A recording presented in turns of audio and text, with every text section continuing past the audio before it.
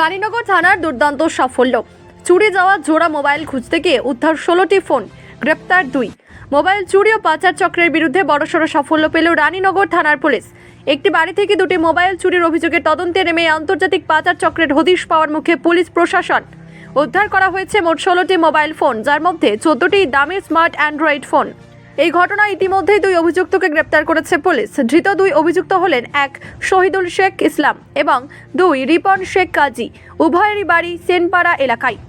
3রা জুলাই 2026 রানীনগর থানার অন্তর্গত একটি বাড়ি থেকে 2টি মোবাইল ফোন চুরি যাওয়ার লিখিত অভিযোগ দায়ের হয়।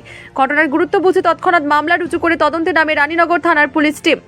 8 জুলাই 2026 গোপন সূত্রে খবর পেয়ে আধুনিক প্রযুক্তির সাহায্য নিয়ে পুলিশ ও এই চুরির ঘটনায় জড়িত 2 মূল অভিযুক্তকে গ্রেপ্তার করে। ধৃতদের হেফাজতে নিয়ে গত রাতে ম্যারাথন জিজ্ঞাসাবাদ চালায় রানীনগর থানার পুলিশ। তাদের দেওয়া তথ্যের ভিত্তিতেই পুলিশ একটি গোপন আস্তানায় অভিযান চালিয়ে 16টি চোরাই মোবাইল ফোন উদ্ধার করতে সক্ষম হয়।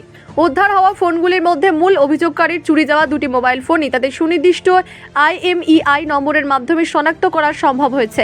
বাকি 14টি ফোন কোথা থেকে চুরি করা হয়েছিল তা খতিয়ে দেখা হচ্ছে। প্রাথমিক তদন্তে পুলিশের অনুমান ধৃতরা কেবল সাধারণ চোর নয়, বরং এর পিছনে কোনো বড়সড় সিন্ডিকেট কাজ করছে। উদ্ধার হওয়া ফোনের বিপুল সংখ্যা দেখে এই চক্রের সঙ্গে কোনো আন্তর্জাতিক মোবাইলের পাচার চক্রের যোগসূত্র রয়েছে কিনা তা অত্যন্ত গুরুত্ব সহকারে খতিয়ে দেখছে রানীনগর থানার পুলিশ প্রশাসন। মুর্শিদাবাদ থেকে কুরবান শেখের রিপোর্ট, বর্তমান বাংলা।